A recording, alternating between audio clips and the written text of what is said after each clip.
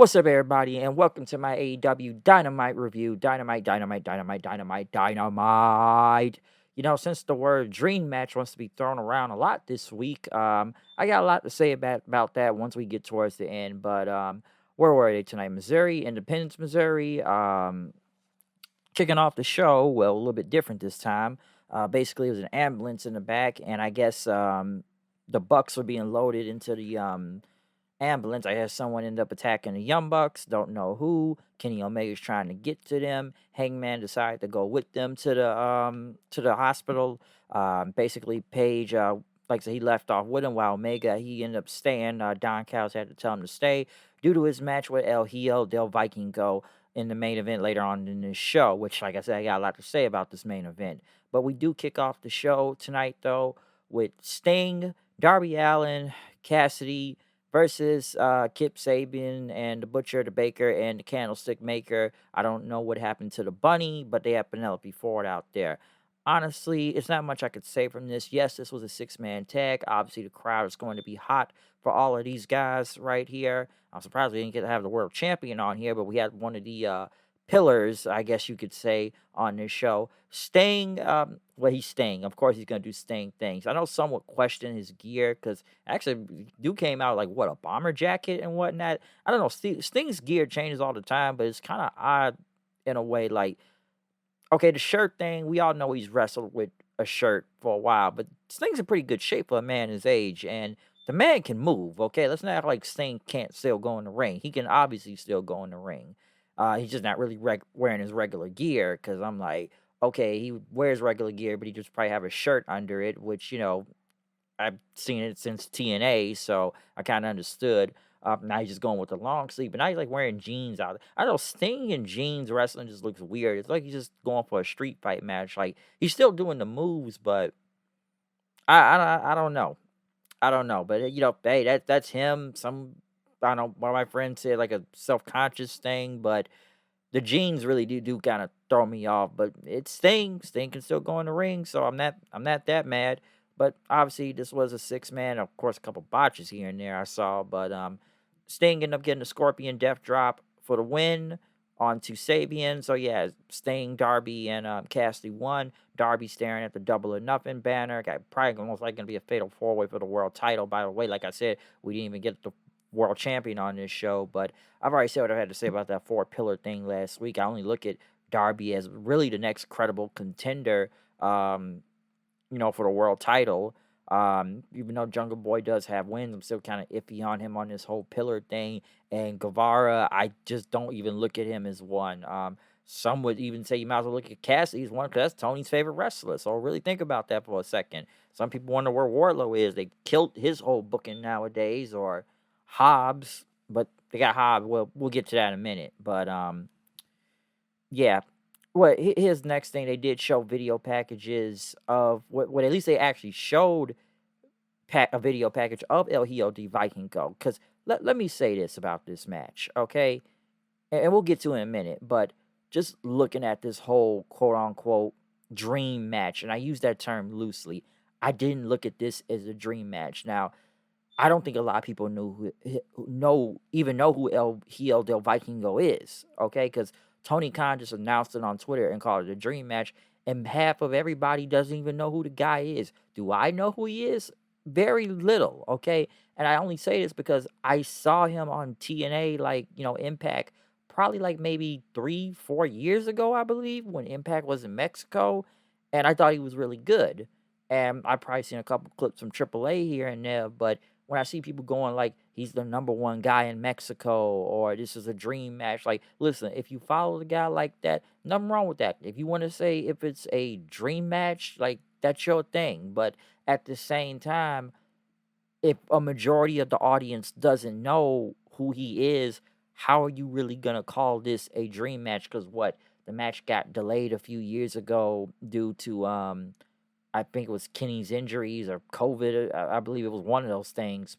That's the reason why the match was held off and supposed to be for the AAA Mega Championship, but it never happened.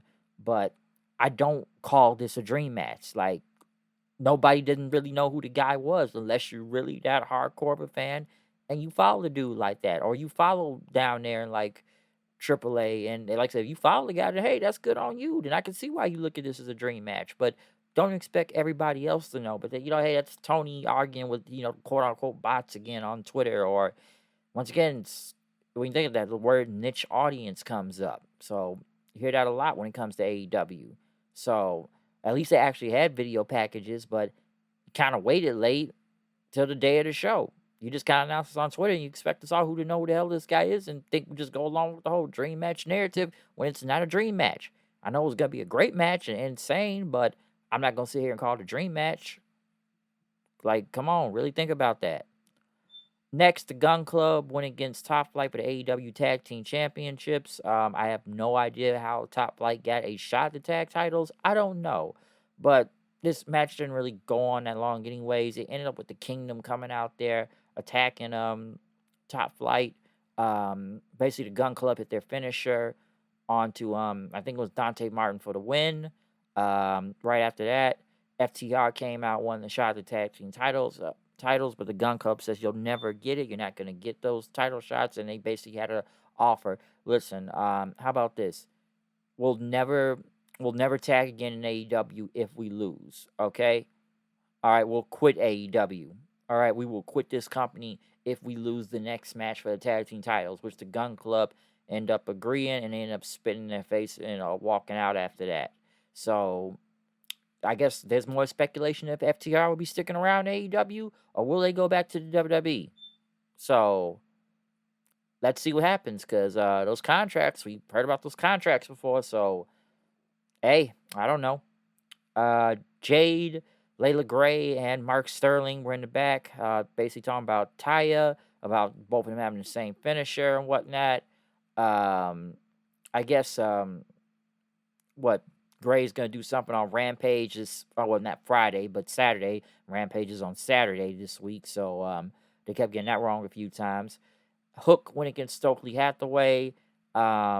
Basically, Stokely tried to say I'm retired, and then he had like a Wingstop receipt that said he's sick, and then he ran into the crowd. Why was this even a match? Where's the heat at for this? Because I don't know if a lot of people cared. It looked like the crowd ate it up. There was like fire extinguishers and a barricade, and I don't know. And like, was anybody really looking forward to this? And then Hook beat up Stokely several times with a chair, and then he ended up hitting like his red rum submission, and yeah, he basically killed Stokely out there. So there you go. Tech Nine was in the crowd. So he was watching the show. Adam Cole came out. Basically, he's going to be making his big return next week as soon as, AEW's new show is going to premiere also. But he said he feels great. He's ready for his in-ring return. He just needs to know who's he going to face, though. Daniel Garcia came out then. Fans trying to shut the fuck up, basically saying, I've beaten all these guys and stuff. So, talk about the whole sports entertainment. But Cole said, I ring the bell. They ring the bell. I am special after that. And basically doing the whole story time thing. And, next week I got my opponent. So it's going to be Garcia and Cole next week. So that should be a pretty good match. Right after that, Omega and Callis basically still getting ready for their match later on. Said the God of Pro Wrestling is back, that the Bucks can go take care of themselves. Like, this is about you tonight, Kenny. Just worry about that. John Moxley went against Stu Grayson. Listen, a lot of people I know are going to feel very different about this match. Honestly, I just don't feel like seeing the Blackpool Combat Club fighting the Dark Order guys, because, once again, who gives a shit about the Dark Order? It's good to see Stu Grayson back. I actually like Stu Grayson, but the group he's in is just crap, okay? Of course, Moxley won this match because it's Moxley. At least he didn't bleed all over the place this time, but he ended up winning with his Death Rider. So some would say it's a hard fought match. Some people I know said this match was just either that green and it just looked clunky and really bad. So it's many ways to look at this match, but they're just pushing the Blackpool Combat Club as I guess they beat up the Bucks early in the night, possibly. I don't know, but maybe. So there you go. QTV continues to look like TMZ, and they basically talked about Phoenix, and they got their hot secretary and talk about Warlow's homeless and took all his money. And then I guess they I guess it was an inside joke about Dave Meltzer because he argued with Tony Khan on Twitter about flights and hotels. Because well, Tony started arguing with him first, saying that Dave got his information wrong. So don't know what's up with that. Tony Storm went against Sky Blue, yet blue, red, yellow, green, orange, brown, white, purple. I don't know. Some people still debate, does Sky Blue really have cake like that, or as some of my friends would say, people really just gas her up because white girl with nice ass. It's decent cake, but I'm not gonna say it's the greatest cake. All right, but honestly, it's not really much to say about this. Tony Storm won. Storm Zero, of course, you got Ruby and Saray out there attacking, and then for some reason you have right after that they were gonna do the whole fake NWO spray paint thing. Um, then they send Willow and Rio for some reason, which by the way, the steel pipe looks bigger than her, and swinging it but like don't you want to swing it at them once you get in the ring, not just swing it while running to the ring? That makes no sense. But then again, I would have laughed last week if they sent Rio out there by herself because it would have looked bad. And by the way, what happened to Jamie Hayter and Britt Baker? Weren't they in this whole thing? What happened to the champion? It's like the champion is just become kind of non-existent now and all this, and they now just focus on what Blue, Rio, and Willow because they're apparently the homegrown talent and whatnot. So I don't know. This story's all over the place. It sucks. It's just they make this stuff up as they go every week. So it's not much to say from this. It's all over the place. But in the main event, we did have Kenny Omega versus El Hijo del Vikingo.